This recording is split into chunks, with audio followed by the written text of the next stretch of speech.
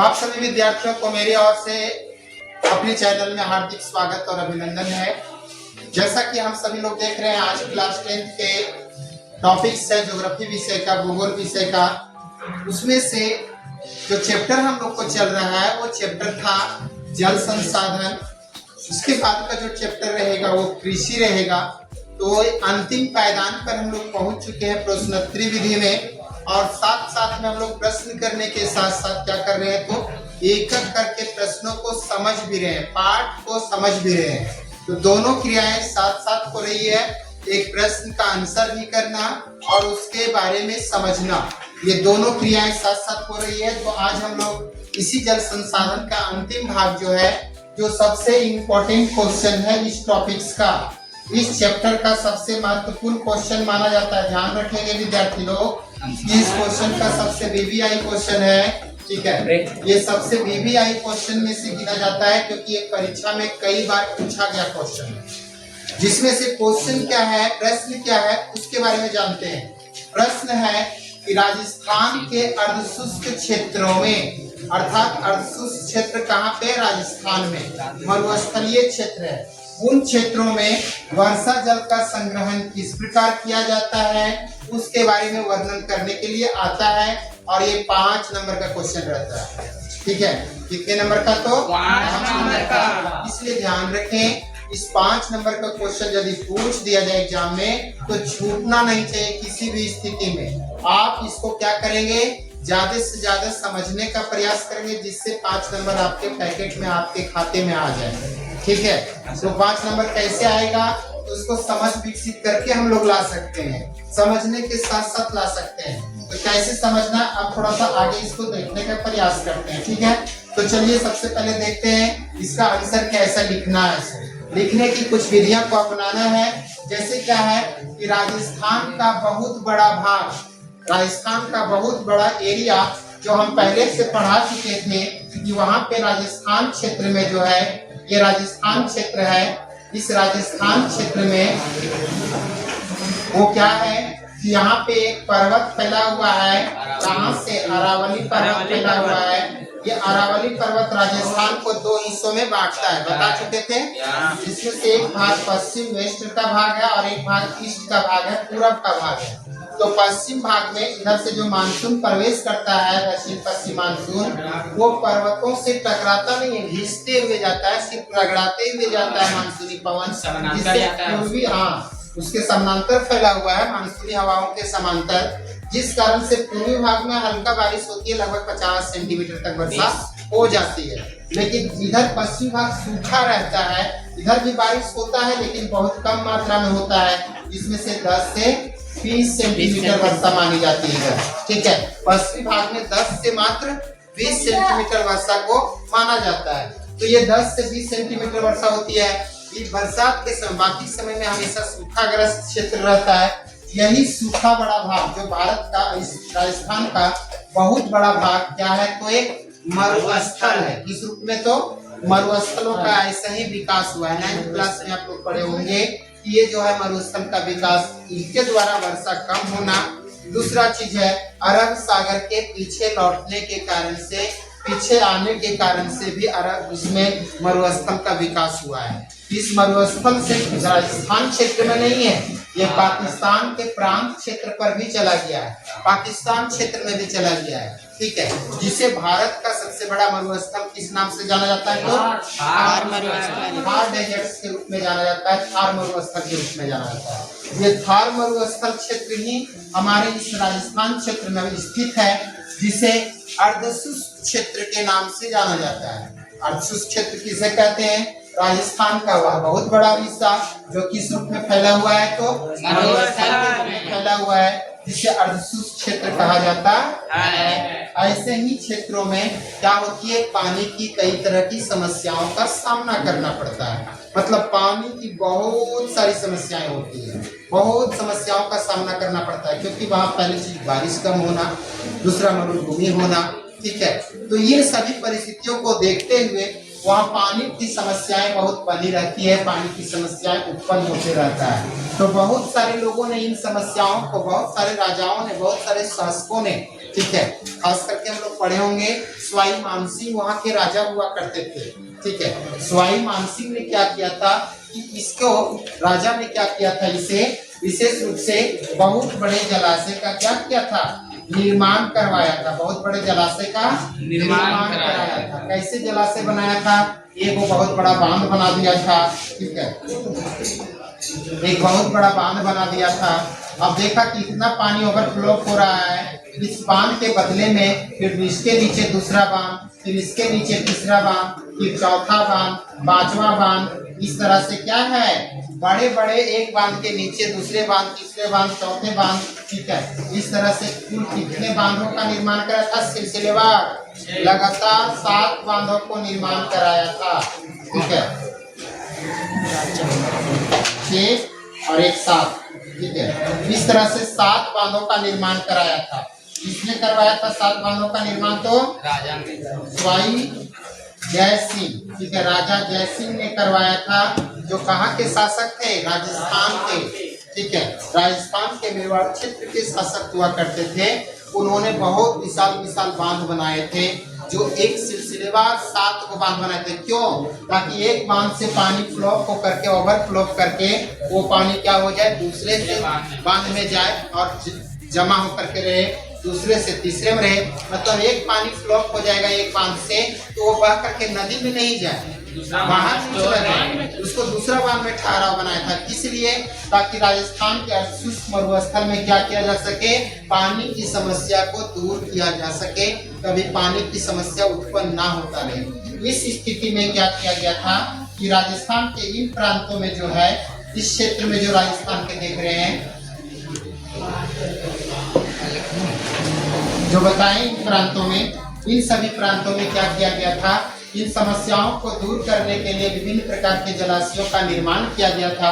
अनेकों जलाशयों का निर्माण वहाँ के शासकों द्वारा किया गया था और इन समस्याओं को दूर करने का प्रयास किए, जो आज भी देखने को मिलते हैं। भले आज वहाँ बांध में पानी बहुत कम मात्रा में मिलता है, सूखी अवस्था में बांध वहाँ पे आज भी मौजूद है, जो देखने लायक है, ठीक है, जो आज भी देखने के लिए मिलता है। इन जल की समस्याओं को दूर करने के लिए राजस्थान के शुष्क क्षेत्रों में अब तो वहाँ पानी नहीं रह रहा है, तो ऐसी परिस्थितियों में क्या किया गया है, छत वर्षा जल संग्रहण करने की विधियों को अपनाया गया है। ये सबसे महत्वपूर्ण चीज है। आज के समय में क्या किया जा रहा है, छत वर्षा जल संग्रहण अपनाया गया है। छत वर्षा जल संग्रहण किसे कहते हैं, छत वर्षा जल संग्रहण क्या है, चलिए इस पर हम थोड़ा सा चर्चा करते हैं थोड़ा सा, उसके बाद फिर टॉपिक्स पर चलेंगे, ठीक है। Yes sir.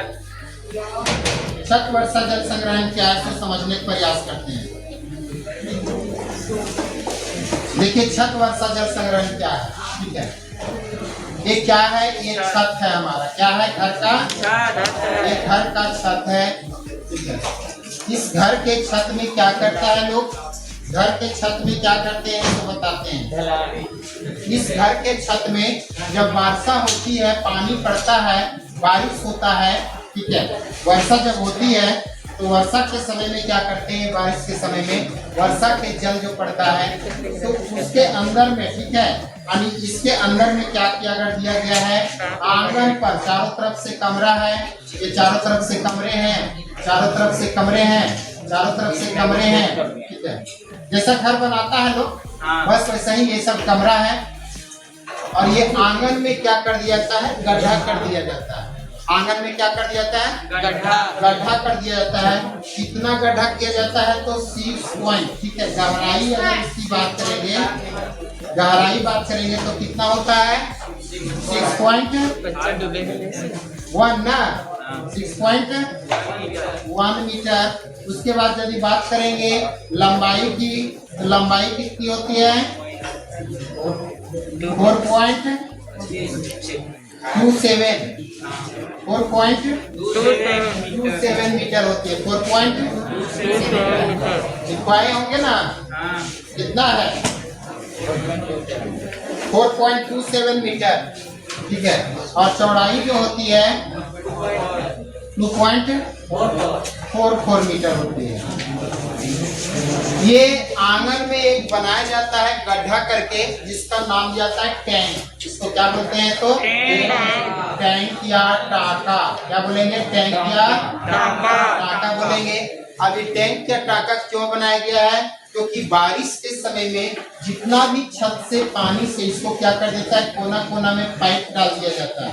वो हर कोने में क्या डाल दिया जाता है? तो पाइप डाल दिया जाता है, पाइप डाल दिया जाता है। और किसको जोड़ दिया जाता है? टंकी को, यानी टैंक को जोड़ा जाता है पाइपों के सहारे। छत से ऊपर से पाइप के सहारे टैंक को जोड़ दिया जाता है। और जैसे ही जोड़ता है तो उसका बारिश का पानी, जितना भी बारिश होगा उसका सारा का सारा पानी इस टैंक में क्या हो जाएगा? जमा हो जाएगा। लेकिन क्या करता है? उसकी कुछ विधियों को अपनाता है। क्या करता है कि दिन हमेशा साल भर धूल डस्ट वगैरह गंदा रहता है, छत पाइप गंदा हो जाता है, ये पाइप वगैरह गंदे हो जाते हैं। इस पाइप को और छत को, ठीक है, पाइप को और छत को क्या करता है? पहला बारिश के पानी से क्या कर देता है? उसको धोने का, साफ करने का काम किया जाता है। पहले बारिश के पानी को साफ कर दिया जाता है। उसके बाद का जो पानी होता है वो सीधे उस टैंक में जमा किया जाता है, स्टोर करके रखा जाता है। टैंक में पानी आता है और वहाँ जमा होते रहता है। वो पाइप से सब तरफ से जुड़ा रहता है। वो लेक्चर यहाँ निकाला कैसे जाता है पानी को। फिर इस पानी को क्या किया जाता है? कहीं कोई कोना साइड में क्या करता है? छोटा सा ढक्कन रखा जाता है। उस ढक्कन को क्या कर दिया जाता है? ढक्कन के माध्यम से उसको खोल करके फिर ढक देना, फिर बाहर कर देना, फिर ढक देना। मतलब उसको क्या कर देता है? ढक्कन से फिर ढक देता है। जब जरूरत हो उसको, उस पानी का उपयोग नहाने के लिए, पीने के लिए, खाना बनाने के लिए उसी टैंक के पानी का उपयोग किया जाता है। तो इस प्रकार से इसको हम टैंक कहते हैं। चलिए इसकी विशेषता और समझते हैं, किस किस काम के लिए है, तो इसके बारे में और जानने का प्रयास करते हैं। ठीक है, चलिए देखते हैं और इसके बारे में क्या क्या समझना है। तो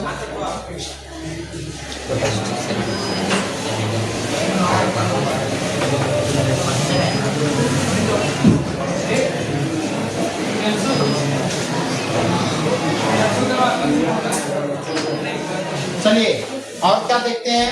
इसको देखिए कौन कौन से जगह, पहला देख के ध्यान रखेंगे। पश्चिमी भाग राजस्थान का बीकानेर, फिलौदी, बाड़मेर और जैसलमेर।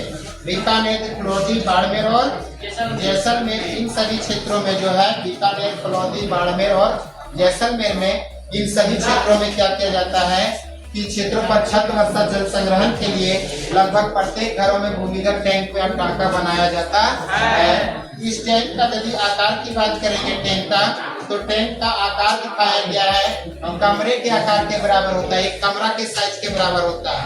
अर्थात टांका का गहराई 6.1 मीटर, लंबाई 4.27 मीटर और चौड़ाई 2.44 मीटर होता है। टांका के घर के आंगन अथवा कमरे में बनाया जाता है। कमरे के अंदर भी बना सकते हैं, ठीक है, और आंगन में भी बना सकते हैं, दोनों जगह बना सकते हैं। जिसको किसके सहारे जोड़ना है तो पाइप के माध्यम से जोड़ दिया जाता है। और अगला पॉइंट है कि पहली वर्षा का जल, जब फर्स्ट बारिश पड़ेगा, उस पानी का उपयोग किस काम के लिए? टांका को साफ सफाई और छत को साफ सफाई करने के लिए किया जाता है। उसके बाद के वर्षा का जल का उपयोग क्या किया जाता है? टांका को भरने में किया जाता है। जब टांका भर जाता है तो उस पानी को ढक्कन उठा करके फिर उसको बाल्टी से निकाल लेना है। और क्या कहता है? संग्रहित जल का उपयोग लोग ग्रीष्म काल में, गर्मी के ऋतु में पीने के लिए और कई कामों के लिए करते हैं। अगला पॉइंट है, इस वर्षा जल का उपयोग पालर पानी अर्थात बारिश के पानी को पालर पानी कहा जाता है। वहाँ पर प्राकृतिक जल का शुद्धतम रूप माना जाता है राजस्थान के अर्धशुष्क क्षेत्रों में। आठवां पॉइंट है, कुछ घरों में टैंक को भूमिगत कमरे के अंदर, मैंने बताया भूमिगत कमरे के अंदर ही बनाया जाता है, जिससे यह जल को क्या करता है? कमरा को भी ठंडा रखने का काम कर देता है। बहुत भी ठंडा रहता है, कमरा भी ठंडा हो जाता है। साथ ही साथ में उसको पीने के लिए भी ग्रीष्म काल में उपयोग किया जाता है। नहाने के लिए, खाना बनाने के लिए भी उपयोग किया जाता है। ये जो प्रमुख क्वेश्चन क्या था विशेष रूप से, वो प्रश्न क्या था विशेष रूप से? प्रश्न जो आपका था वो प्रश्न क्या था कि राजस्थान के अर्धशुष्क क्षेत्रों में वर्षा जल का संग्रहण कैसे किया जाता है। अगर ये सारे पॉइंट्स में से 5 से 6 पॉइंट आप अपने परीक्षा में इस तरह से समझा करके लिख देंगे तो निश्चित रूप से पॉइंट वाइज पॉइंट लिखने से आपका नंबर नहीं कटेगा और आप पूरा का पूरा नंबर उठा सकते हैं। अंत में लिखना इस प्रकार से क्या है, इस प्रकार से राजस्थान के अर्धशुष्क क्षेत्रों में क्या किया जाता है, जल का संग्रहण, जल का संग्रहण किया जाता है। जल का संग्रहण, वर्षा जल संग्रहण, छत वर्षा जल जो होता है ना उसको छत वर्षा जल संग्रहण कहा जाता है। छत वर्षा जल का संग्रहण किया जाता है। ये था आपके क्वेश्चन जो आपके परीक्षा के लिए महत्वपूर्ण है। आप सबों को बहुत बहुत धन्यवाद। जोहार, धन्यवाद, जय हिंद।